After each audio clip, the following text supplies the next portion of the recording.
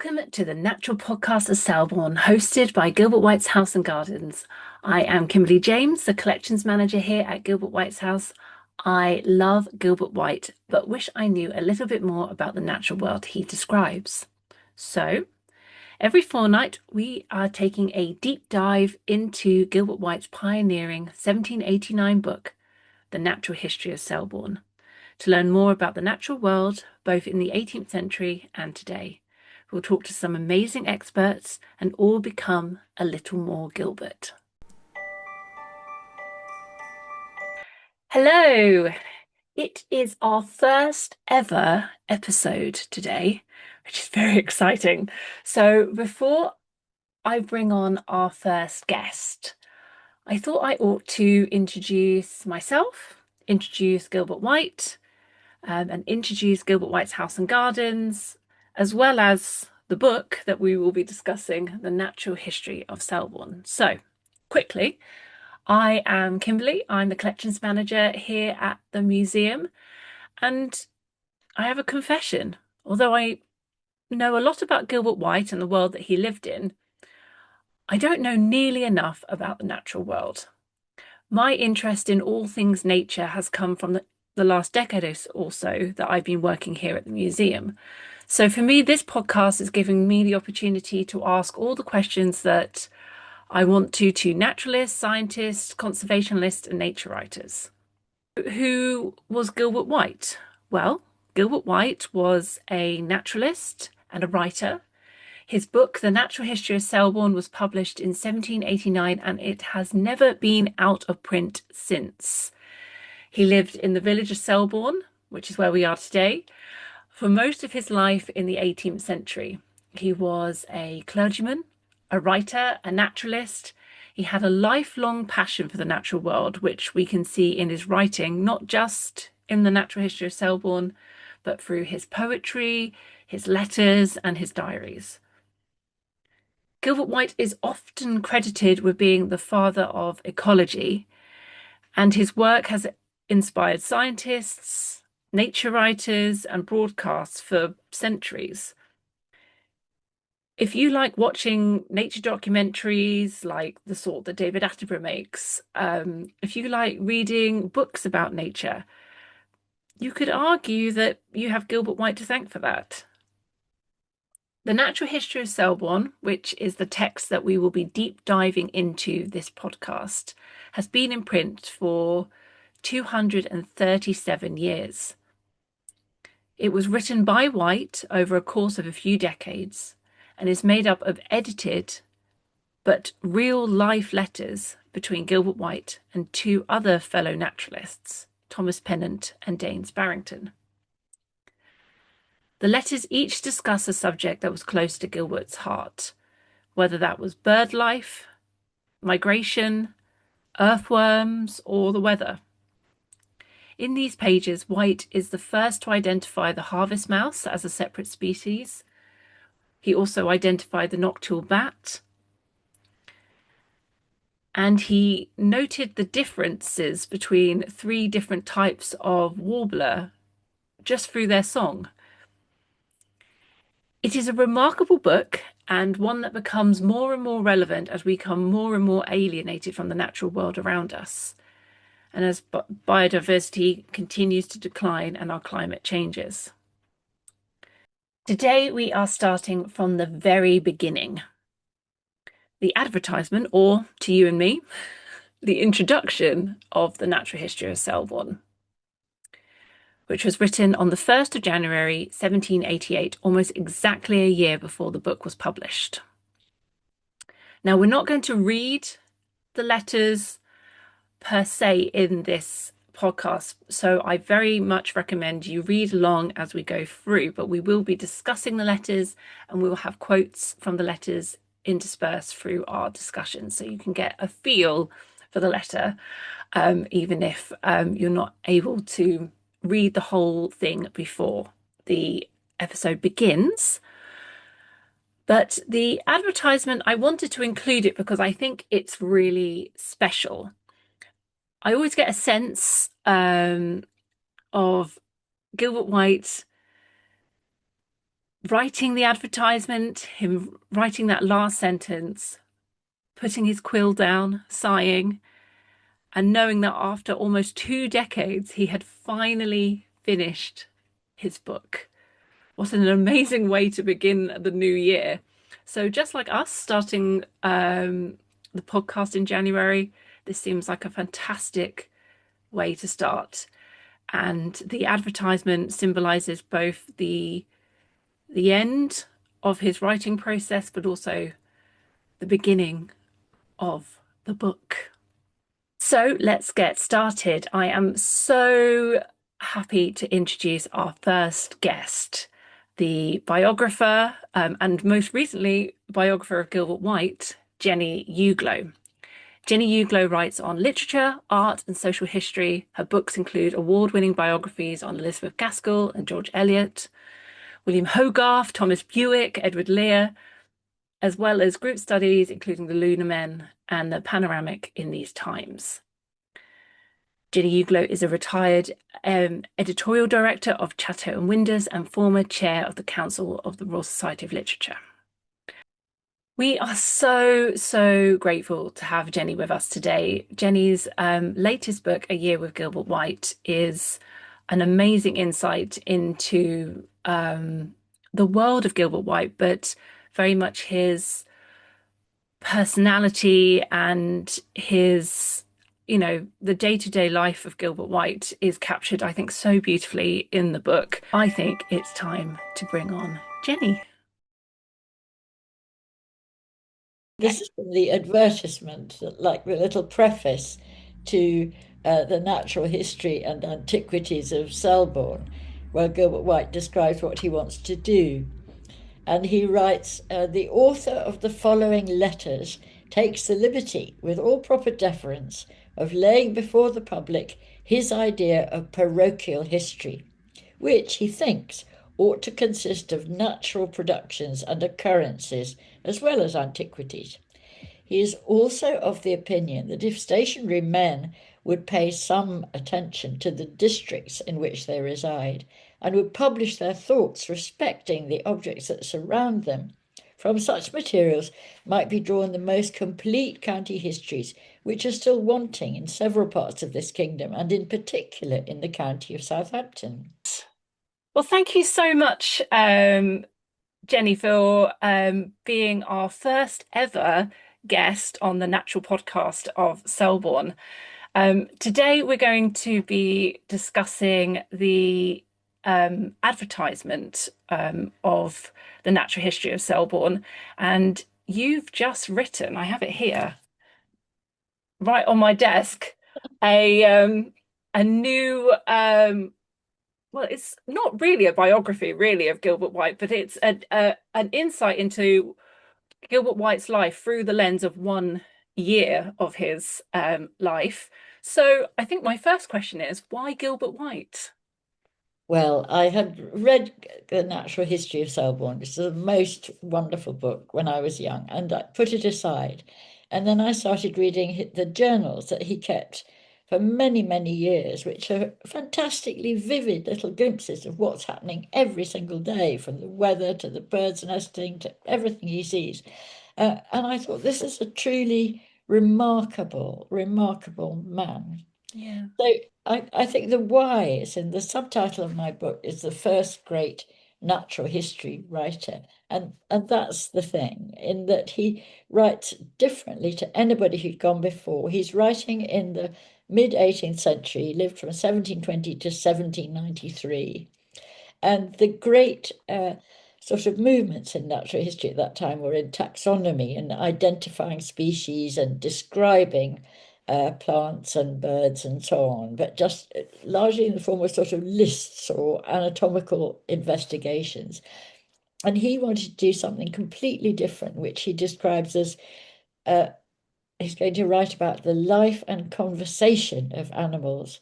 In other words, how animals and birds and insects and everything behave, and how the whole thing is all connected together.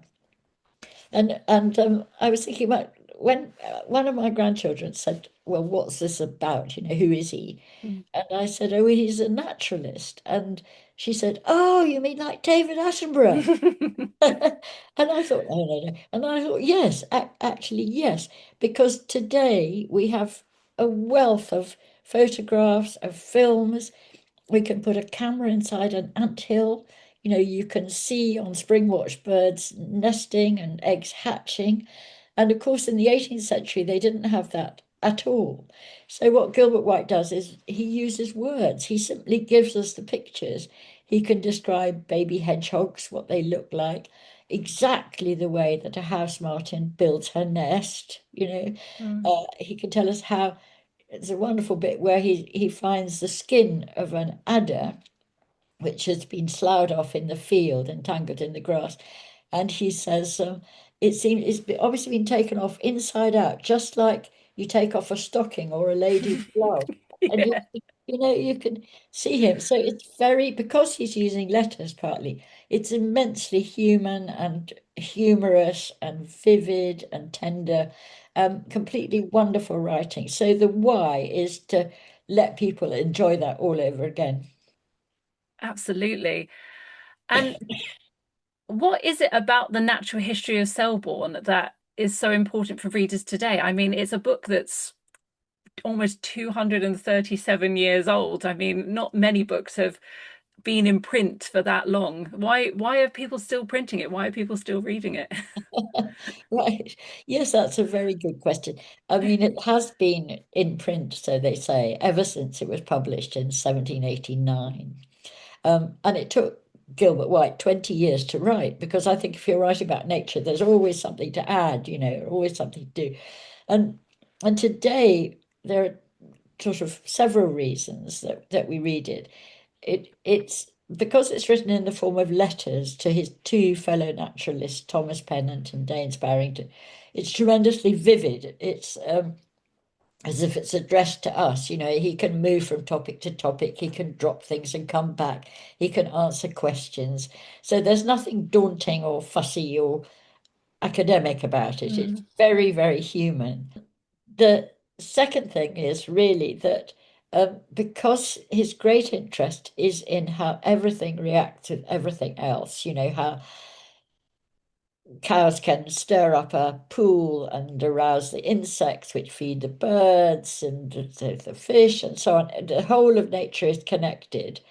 Um, he's really sort of as a kind of pioneer of ecology. In other words, he's always alert to the habitat and to the land use and to the way that animals uh, react and live there. Um, and because he goes out in the field, that's the other great thing. mm, Uh, he studies behavior, which we now call ethology, the way that you can relate animal behavior to what you find in the laboratory to the scientific facts. So he's a pioneer, a forerunner of quite modern ways of looking at the whole environment and our place within it and the place of animals within it and so on. Um, and I think the other thing is, it's what you said is that he really lived his whole life in Selborne. And what he says in that advertisement, it's parochial history, parish history mm, that he's interested in. And if only men, wish he'd said men and women, if men could look at just the objects that just surround them, what a mm, wealth of things they would find, what a wealth of wonders. So we could talk now about naturalists investigating their own local patch mm, and say there's a local patch, and also because he talks to everybody in the village and everybody helps him, it's a kind of citizen science too. You don't have to be an expert. You just have to get together and notice things. So another forerunner to things like the butterfly count or bird watch and so forth. mm. Absolutely. I'm always struck about that, that line, the pay more ready attention to the wonders of creation, too Yeah, frequently overlooked as common occurrences. And I think, yeah, how many times have you walked past, um, a tree on your sort of, c coming in and out of your road, and but never really paid attention to, what birds are, are in that tree, what yeah, insects are crawling up and down the trunk, what, flowers, are growing potentially around, around the bottom. There is a world of, um, within one tiny aspect that you probably, walk past on your way to work or on your way to, the shop and never think about it. But what Gilbert wants us all to do is to really pay attention to the things on our doorstep and, be as wowed by them as, he is, by Uh, everything. Oh, Kimberly, that's absolutely right. And sometimes I think I've got a picture of a very tangled orchard hedge in sort of late May, and I've learned now. And I just think now, if I was Gilbert White was standing next to me or sitting on his horse and looking down, I would see everything. I'd see the birds, I'd see the buds coming, and some flowers fading, and the insects. And also, he's very good about moths underneath the hedges and Mm, perhaps little vole running along underneath. You're absolutely right. You just need to stop and look at a small patch and everything will suddenly spring to life. yeah, yeah. I think is a good thing to remember for, I think, all of us, because we're all, busy lives. It's easy to Yeah. not pay, ready attention. Um, so is nature something that you've always been fascinated by yourself? I mean, it's obviously you've always had a love for Gilbert White since you were introduced to him, but in your book, quite often you're writing about your own nature experiences sort of in tandem with Gilbert's, and you definitely seem to be a person that is in tune with what's on, the natural world on your doorstep. Is that because of Gilbert, or has that always been part of your life? Well, no, I think I'm not an expert in any degree in any field of natural history, but I grew up in the country. I've always been a gardener. And now we couldn't live I live at the top of Borrowdale in the Lake District, and it Mm. couldn't be wilder, really. Uh, and so we're out all the time. But one of the things that was most enjoyable, really, about writing about Gilbert White was that he noticed things that I hadn't, mosses or snails copulating or things like that. So I immediately I would go off and look them up. I think, can that be right? How birds fly. And so I found a sort of fellowship because there's so many wonderful local natural history societies who have blogs and things like that you find out about, or particular uh, societies that are interested in bees and wasps. Gilbert has a thing about wasps and wasps' nests and how awful they Eating are his fruit. because of his fruit. Um, and also the experts who are always happy to help you, like Mm, expert societies on mosses and things like that. mm. So just as a kind of, as I said, an ordinary person with not really much experience, once you start looking and you start asking questions, it's absolutely magical what you could find out, and people are so helpful. Yes, I mean, and nature, seems to build a community as well, doesn't it? I mean, I'm exactly the same. I mean, my background is not particularly a natural history background at all.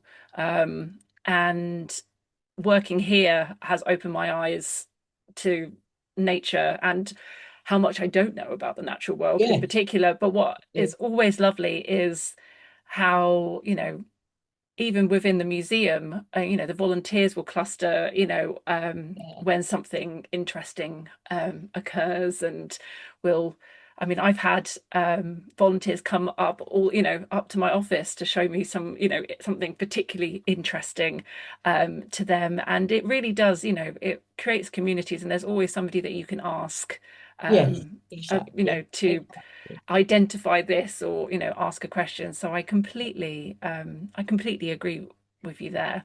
And I think that's another of the nice things, as I said, about Gilbert White being in the village. I mean, he's a curate. He's not even the vicar, but because he chose not to go off and have a living and become a vicar elsewhere, because he wanted to stay here. But that means he can wander around the village. He knows the farmers. He knows the farm Mm, boys. He knows the women who are doing different things. And they do all bring him things, and they they do all do. suggest things. And also, it's very uh, the the topography. The village is so enclosed Mm, and so connected that you get to know that too. So that when the tiny frogs, he said, no bigger than your little fingernail, are migrating at one point, he says, and they hop all the way up the hill from Farmer Knight's ponds, all the way up. mm. And you can sort of see how extraordinary that is because you get to know the place. And I now look at the different places that I pass on the way where got signs in May or something which say frogs crossing, across the road like that. So your book concentrates on one year in Gilbert White's life, 1781. What was your reasoning behind picking that as the year that you wanted to focus on? Oh, I could have picked one with a pin, really. But no, I chose it because I was the way that I've structured my book is to use this amazing naturalist journal that he keeps. He kept from 1768 until he died in 1793. And every day he records the weather, the temperature, and then the many, many things that he's seen. Um, and 1781 was an interesting year. They're all interesting in the journal. But it's really because it was sort of like a midpoint in the long, long, long gestation of his book. Um, he'd thought of it first as a journal about 1769 or something, talked to his brother. And then he'd started his two correspondences that I mentioned, two sets of letters, which had almost come to an end, 1781. And then he thought, oh, I must add some antiquity. So in 1781, you see him doing that and Mm, adding things in, little sort of stories and little things along the way. But there's another or two more reasons. One, I suppose, also that Selborne, because it's on the chalk, suffered very badly from drought. And it was mm, very like what we were experiencing in the summer when I started writing across winter. How do we deal with drought? What is happening to the farms and so on. As a general reason. But then there's also a personal reason in that this is the year after his tortoise, Timothy, arrives in mm. Selborne. And the adventures of Timothy are very good fun. They are. No, that is a very good point. I mean, before that, you get casual references to the tortoise if Gilbert's visiting his aunt in Sussex. But yes, no, Yeah, definitely the addition of Timothy is very important. yes, it's very sweet. I mean, he goes after his aunt Rebecca Snook dies. He goes over and fetches Timothy back in a basket all the way.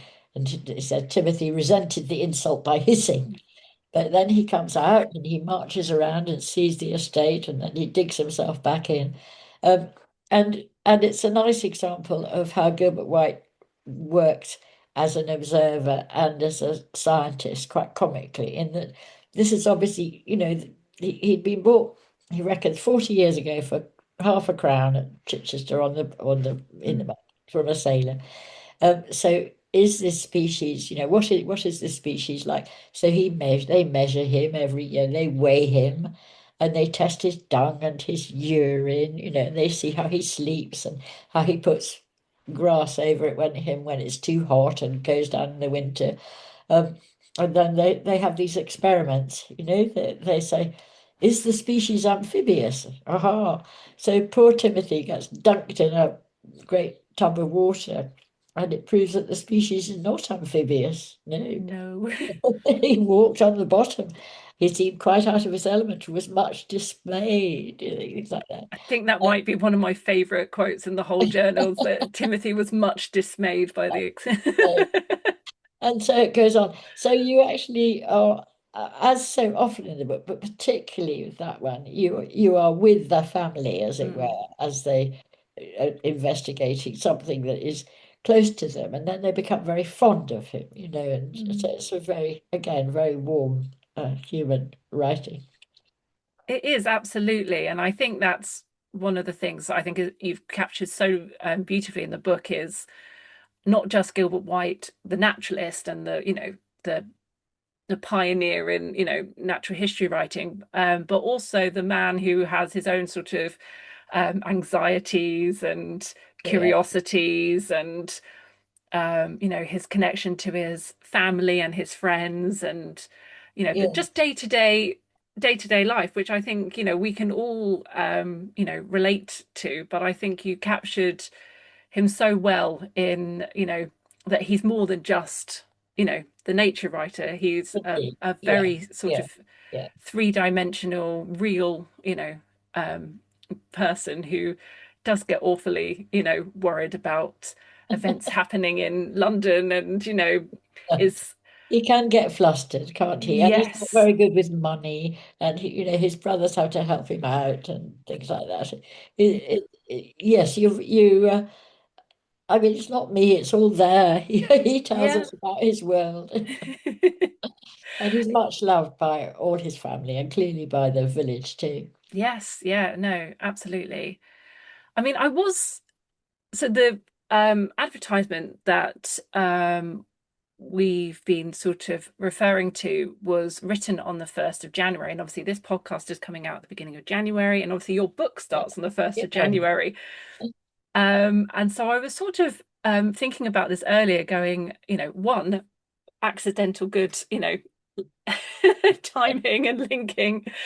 But there's something I find interesting about the idea that I'm guessing Gilbert White wrote the introduction, after he'd finished the main yeah. I'm book. sure But there he. seems to be Yeah, something about doing it on New Year's Day, where it's sort of both the end of this, very, yeah, very long yeah, yeah. project.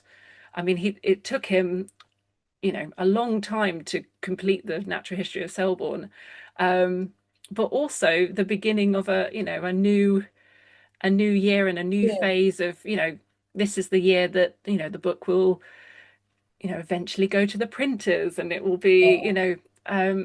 I don't know whether there's anything really to comment on it, but it just struck me that, him writing it on New Year's Day, um, was sort of an end of one chapter and a beginning, beginning of the next.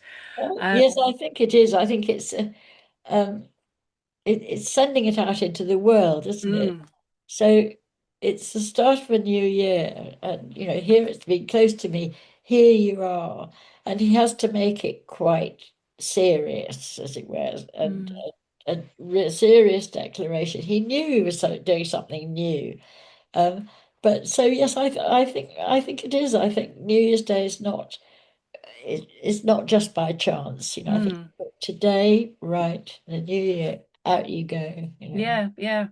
This is yeah, Yeah, closing the book in one thing, but also it's opening, opening the book. It's the first yeah, thing that their yeah, readers will read. And it's whereas obviously all the letters are addressed to someone, even the first few letters in the book, the first 9 letters are to Thomas Pennant, but really they were written for the book. yeah, But the introduction, the advertisement is addressed to us, really, to the yeah, readers. yes. Um, yeah, I mean it's a very interesting thing. I mean, obviously I haven't ever, but writing an introduction must be, is it different to writing the rest of the book? Oh, yes, it's terribly difficult. It is because you feel you don't want to sum it up and give everything away, but you have to explain a sort of why. Mm, And Gilbert White chooses when I said serious, he thinks, oh, who's going to read it? It's going to be the people that go to his brother Ben's shop, and Ben being a natural history publisher. They're going to be the gentry, they're going to be gentlemen, they're going to have land, it actually reached far further than that. So I'm going to make this part of a venture that, first of all, is actually in a tradition of local history, but it's different. And then you see his voice coming in when he talks about everybody can have a look at the wonders of the world. And of course, it wasn't just the gentry who picked it up. There's Thomas Bewick, the wood engraver on the Tyne, and Mm, he's just got a workshop, but he's mad keen on birds and he's doing these wonderful things. And he constantly talks about the excellent Mr. White or mm, John Clare, a little boy saving up his pocket money to go and buy a copy. He's and he's not well off at all. So actually, soon it's spreading out to more and more and more people.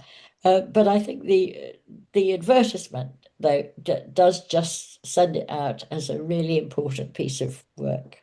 mm. Absolutely.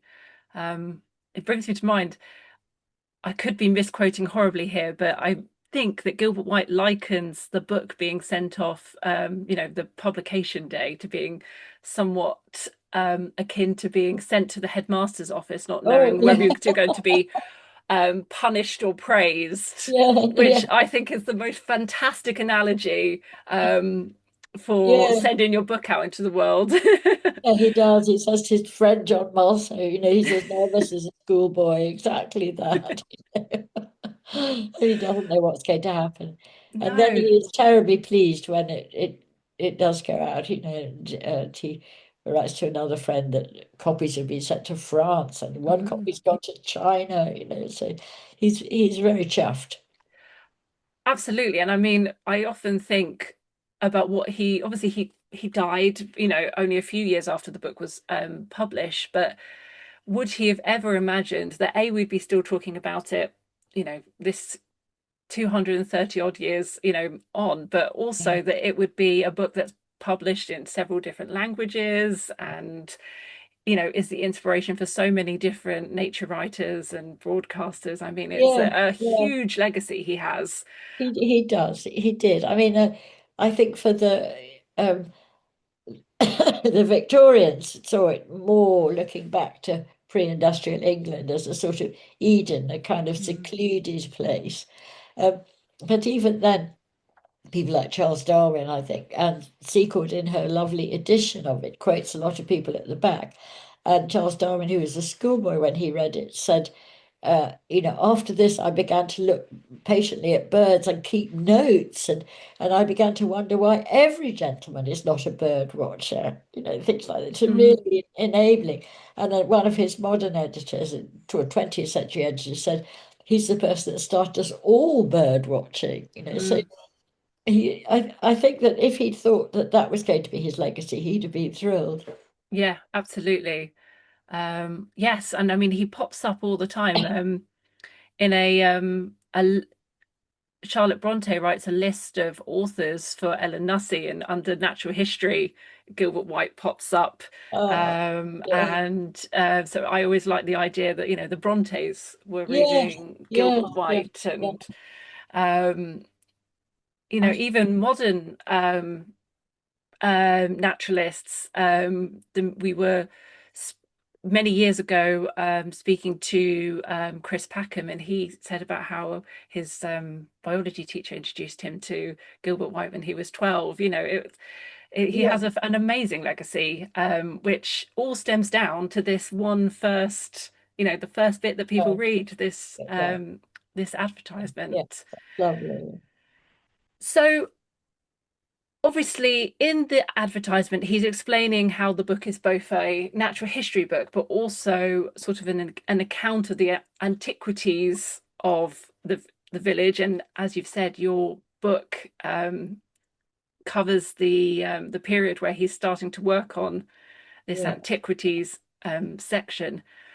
In modern editions, quite often the antiquities are not included. yeah. Um, so why do you think that um, Gilbert White wanted to include the antiquities? Because I mean, also we haven't given the book its full name, which is the Natural History and Antiquities of Selborne in the Yeah, county of yeah, Southampton. yeah. Um, but I have being a historian, I have a soft spot for the antiquities, So do I. but So do I. but why do you think that Gilbert White felt that it had to be both a natural history book and a antiquities? Yes, I think that by this point he's realized it, it's going to be a book. he wants it to have a kind of gravitas, yeah, seriousness. And he wants to follow people like Robert Plot or John Aubrey, who wrote the History and Antiquities of Surrey, and for instance, so that it has a niche. It's a very public. It might have been encouraged by his two brothers, Ben and Thomas, because it's a very kind of modern thing to do. Publishers say, well, where's it going to fit? You know. Mm. Oh, right, history and antiquity. And of course, once Gilbert White starts, he takes it very seriously. He says in his old age to another friend that he's a great procrastinator. But it's actually that same thing about writing about natural history. He wants to get things right. So he spends a lot of time looking up the old charters and old documents in Winchester and in Magdalen College, Oxford, and so on.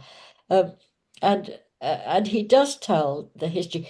It's interesting. It's partly for that seriousness, but also I think it's if he's writing about a place, he's very conscious of the way that the people who inhabit a place also create the habitat for other animals and birds and things like that. That they are part, the humans are part of the living history. And if you're Mm. looking at the animals, you look at the humans too. Um, and that so that he can go back, and also the fields and things like that are so familiar. And if he goes back, he can find Celtic and Saxon names for them. And then he talks about the priory, which figures in the natural history a lot because it's by the ponds, and also it's Mm. where the swallows, where the young martins gather on the roofs of the priory, 400 at a time. We know the priory, and he tells it's rather scandalous medieval history. He enjoys it, but also it's his own life. You find him constantly saying, "Oh, I remember there was a carving in the corner of this building," or something like that. Mm.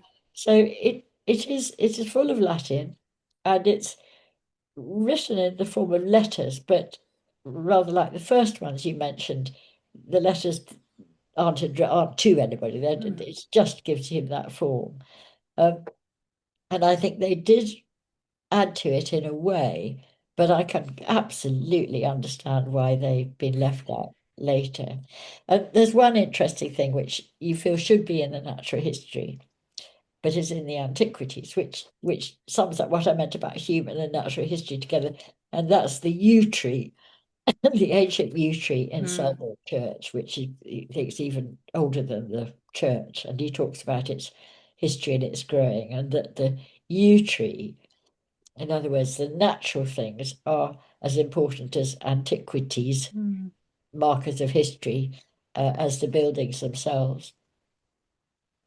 Absolutely. I mean, I couldn't agree more. And I do think, to him, it is all absolutely linked. The nature is linked with the people and the history and the folklore and it's all Yeah, intertwined throughout. Um, and also it just shows that, he wasn't only interested in nature, he was interested in all sorts of things. And I think his love for um, the history of, his village, comes shining through in the fact that he does so much research. And like you say, he does want to get it right. We very recently acquired at the museum a letter from Gilbert White to John Loveday, yeah, who was basically helping him it get was. get it right. Yes, Um, and Gilbert's saying, right, so I've been in the archives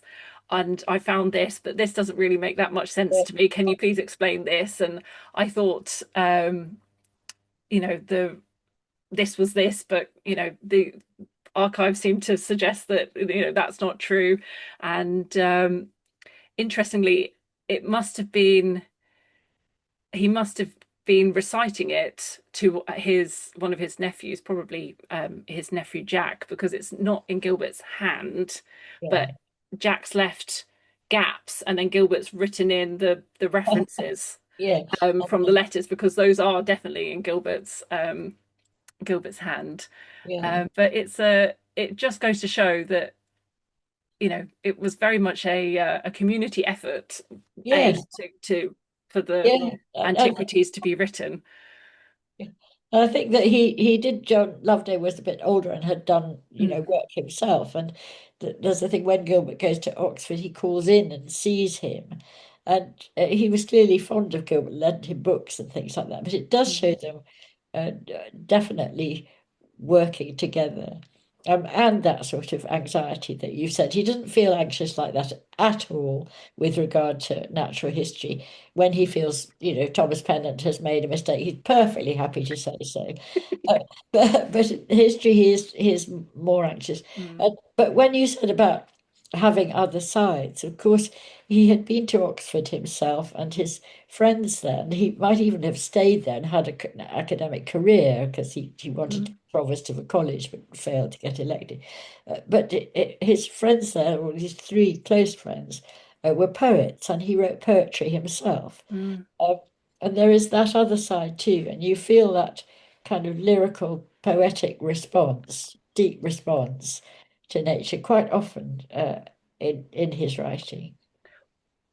You absolutely do. I mean, I often say when people ask about um, how readable, the natural history is, I think people are off put by the fact that it is an 18th century book. And I said, it is so readable because it's so, lyrical in its Yeah, languages. The imagery is so beautiful, but even in his journals, he's poetic in, yeah.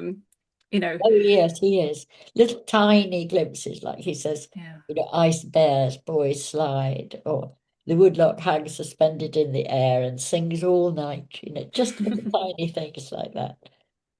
Very quick glimpses. Yes, no, Yeah, it's absolutely poetry, and the fact that it's written in letters helps make it, I think, very accessible both to an 18th century but also to a modern day audience. I say it's the perfect book that you can sort of dip in and yes, out of, yeah, read a letter, put it down, yeah, which is right. exactly what we're doing um in this podcast. But um, I do think, even for an 18th century book, that it is something that people can, really get immersed in and um, imagine Selborne as Yeah. it was in the 18th century and like you said, the wonders of creation.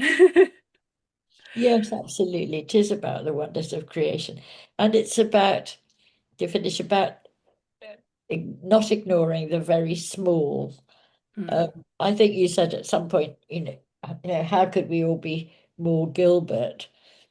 And I think that's that. He writes wonderfully and quite sort of crossly about worms. Yeah. mhm, He said, worms are not torpid on a winter's night, as any man may see who goes out to investigate his grass plots with a candle. So you can imagine he'd obviously gone out with his candle.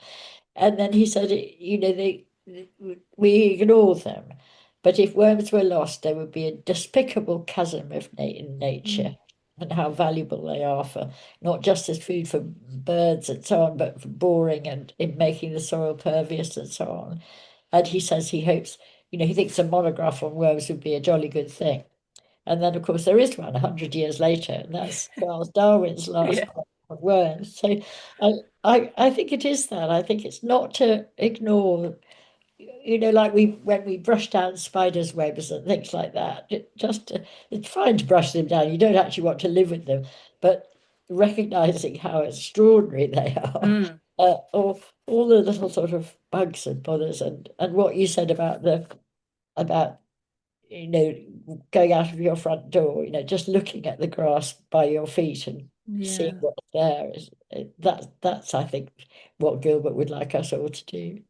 Well, I mean, that is perfect because I mean, that is how, we'd like to finish every interview is, how the listeners can all be more Gilbert, which is a a term we came up with during the pandemic when we Ah, realized that um, everybody during the pandemic and during the lockdowns had suddenly become a little bit more Gilbert because we were very yeah, confined to our yeah, to our local areas. Everybody was taking walks, which is not yeah, something that yeah, sort of when we were all busy and fast-paced life, we were all are able to do. And a lot of people are spending so much more time in their gardens and Yes. gardening. And it was actually one of my colleagues who said, oh, everyone's just a bit more Gilbert these days. And we started it out as a hashtag on our socials as hashtag Be More Gilbert.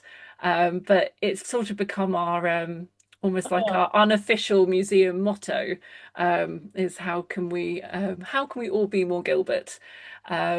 And so I suppose what we're suggesting here is really to take the time and, look. Yeah, exactly, exactly. That's lovely. I want a badge. Be more Be Gilbert. more Gilbert. Well, I'll have to have a chat with the gift shop Yeah, yeah, because it seems like we're missing a trick here. Well, thank you so much, Jenny. It's been so amazing to talk to you. If anybody wants to read a year, it's available in all good shops, including ours. Um, and I really highly recommend it. Not only is it a beautiful book to look at, I really enjoyed it. I've been um, working, here for 12 years, and I found it such an insightful read. I spent so many times going, oh, that's interesting. I'll look up that reference. And, I thought it was such an amazing, insightful look into the Gilbert White I feel like I know, the sort of eccentric and curious and wise man. And so was, really delighted and really delighted to meet you because of it and to have you here in Selborne a couple of times. So it's been an absolute delight. And I heartily recommend our listeners read it, a good New Year's read. And yeah, thank you so much for being our first ever guest. well, thank you. I've loved every minute. Thank you so much. Okay. Happy New Year. Happy New Year.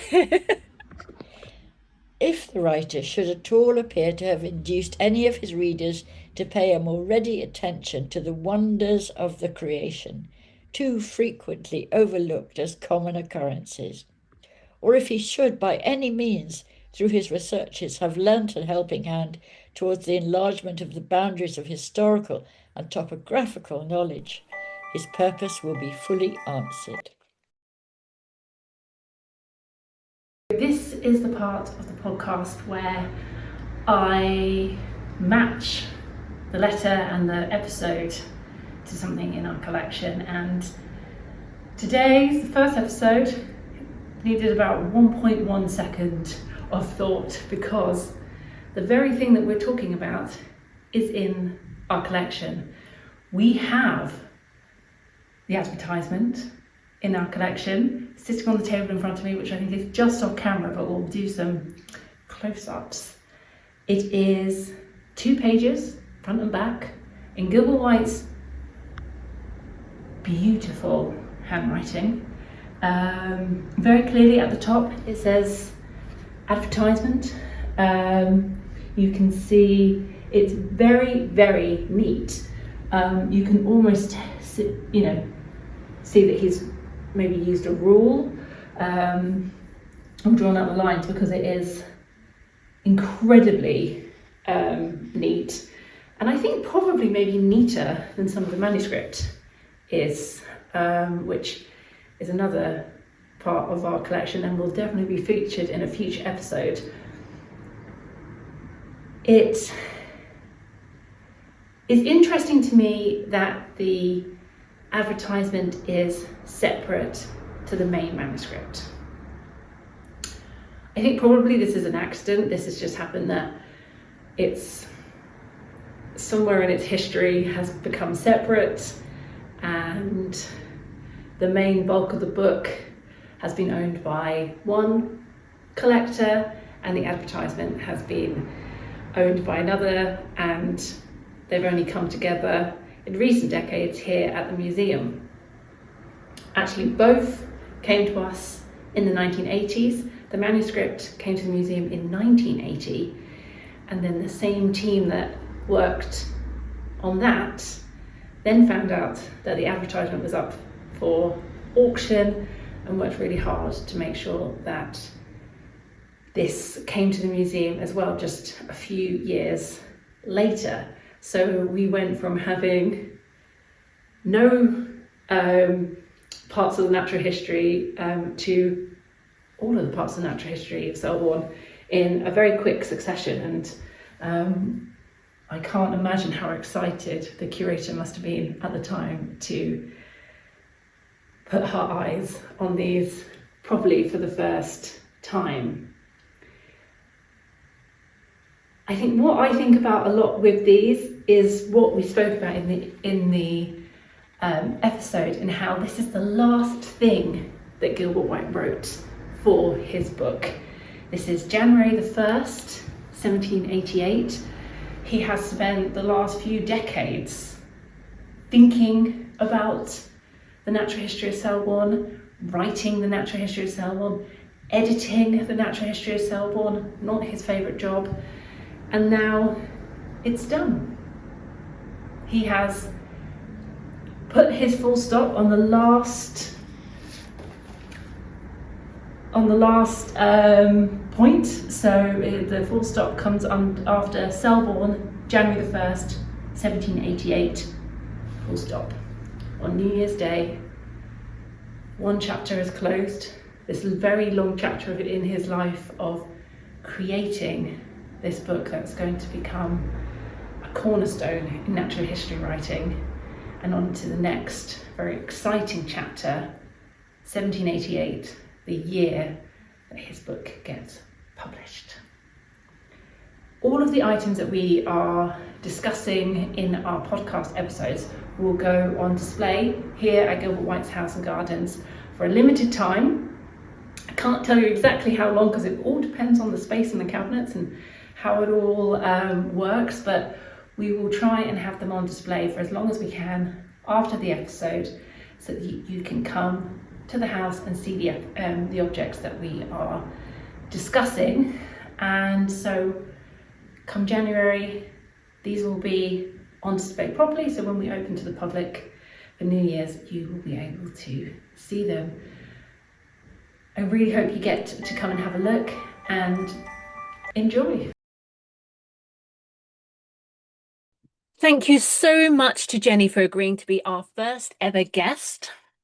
Please buy her book, which is conveniently for sale in our gift shop. As I said before, if you are interested in getting to know Gilbert White in a very enjoyable way, then a year with Gilbert White is a great way to do it. Please subscribe and follow us on YouTube, Apple, Spotify, and then TikTok, Blue Sky, Instagram. We're on them all. You can search for Gilbert White's House and Gardens, and hopefully we will pop up, or the Natural Podcast of Selborne. Why don't you consider becoming a member? Members to the museum get not only a year's free admission to the House and Gardens, but also early access to the podcast on YouTube. Please consider supporting us in any way you can, whether that's by donating, volunteering, or by visiting and buying the coffee and a piece of cake. We will be joined in 2 weeks' time by Chris Piper, a long-standing volunteer here at the museum and my go-to for any questions about the current ecological goings-on in Selborne. And we will be discussing Letter 1, all about Selborne and the work that's currently going on to protect and record the biodiversity of Gilbert White's grounds and the wider village. If you enjoyed our little mention earlier about Gilbert White and earthworms, you may enjoy our winter online nature lecture. So this is an online talk that you can access anywhere in the world. We will be joined on the 20th of January by Dr. Kevin Butt, who will be talking about to us about his work on the humble earthworm, and the study that he conducted here in Gilbert White's garden on presumably Gilbert White's worms. We're really looking forward to that. Tickets are on our website, and you can find out more with our socials. We will be joined here at the museum by Jenny Uglow in the spring. Details of that are yet to be confirmed. So if you would like to meet Jenny and to hear her speak in person, then I very, very much recommend you keeping an eye out for that event, which should be publicised shortly. All of this information will be in the show notes. Thank you so much for supporting the first ever episode of our museum podcast.